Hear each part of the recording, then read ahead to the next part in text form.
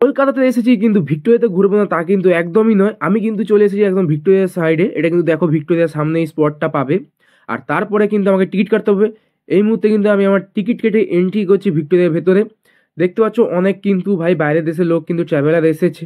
আর আমি কিন্তু এন্টার হয়ে গেছি আমাদের ভিক্টোরিয়ার সামনে। এই দেখো আমাদের ভিক্টোরিয়া মেমোরিয়াল, যেটা কিন্তু রানী ভিক্টোরিয়া স্থাপত্য।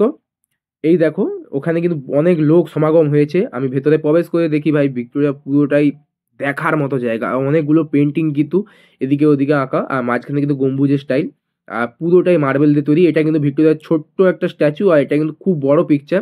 এটা কিন্তু পিয়ানো, যেটা ভিক্টোরিয়া আমলে ছিল। আর কত কত ছবি, বন্দুক, এমনকি রবার্ট ক্লাইভের ছবি আছে। আর আমি একটা কথা বুঝতে পারছি না, আমাদের এখানে ভিক্টোরিয়া আমলে তো এইসব গুণী গুণী ব্যক্তি ছিল না, বাট তাও কিন্তু ওনাকে দেখেছে, এটাই আমি খুব প্রাউড করি। আর নেক্সট ভিডিওর জন্য তাড়াতাড়ি তোমরা সাবস্ক্রাইব করে দেখো ভিক্টোরিয়া বাদেও অন্য অন্য ভিডিওগুলো দেখার জন্য।